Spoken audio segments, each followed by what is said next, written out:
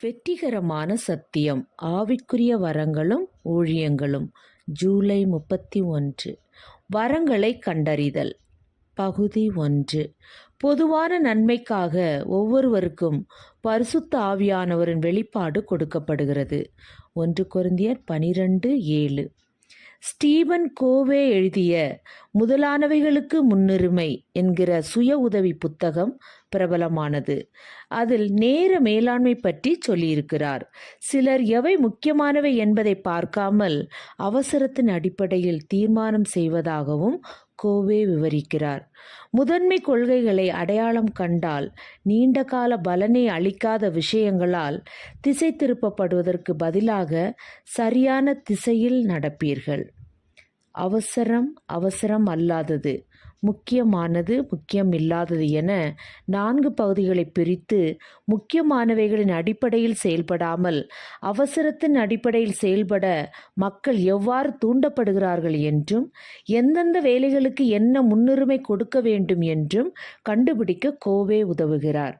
கிறிஸ்தவர்களை பொறுத்தவரை மிக முக்கியமான தினசரி வேலை தேவனுடன் நேரத்தை செலவிடுவதும் ஆவியானவரால் நிரப்பப்பட தேடுவதும் ஆகும்.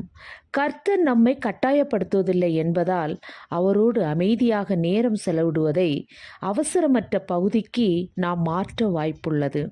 ஆனால் அது மிக முக்கியமான ஒன்று என்பது உண்மை. நீங்கள் சில நாளுக்குள்ளே பரிசுத்த ஆவியினாலே ஞானஸ்நானம் பெறுவீர்கள். என்னிடத்தில் கேள்விப்பட்ட பிதாவின் வாக்குத்தத்தம் நிறைவேற காத்திருங்கள் என்று கட்டளையிட்டார். அப்போஸ்தலர் 1:4 மற்றும் 5 பரிசுத்த ஆவியின் மூலமாகவே நாம் ஆவிக்குரிய வரங்களையும் ஊழியம் செய்வதற்கான வல்லமையையும் பெறுகிறோம். பவுல் வரங்களை பட்டியலிட்ட பிறகு இவைகளை எல்லாம் அந்த ஒரே ஆவியானவர் நடப்பித்து தமது சித்தத்தின்படியே அவனவனுக்கு பகிர்ந்து கொடுக்கிறார் என்கிறார். 1 கொரிந்தியர் 12:11. உங்கள் ஆவிக்குரிய வரங்களை கண்டறிவதற்கான முதல் படி உங்கள் வாழ்க்கையில் ஆவியானவர் ஊற்றப்பட ஜபத்துடன் தேடுவதாகும். இது ஒரு அவசர நடவடிக்கையாக தோன்றாவிட்டாலும் இன்றியமையாதது.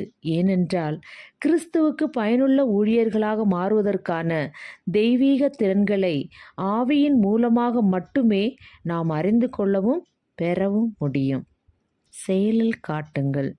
ஆவியானவர் உங்கள் இருதயத்திற்குள் வந்து அவர் கொடுத்துள்ள விசேஷ வரங்களை உங்களுக்கு வெளிப்படுத்தும்படி ஜெபம் பண்ணுவதற்கு இந்த வாரத்தில் குறிப்பிட்ட நேரத்தை தினமும் ஒதுக்குங்கள்.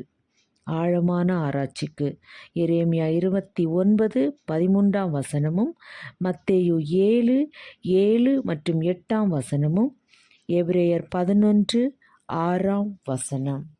ஆமென்.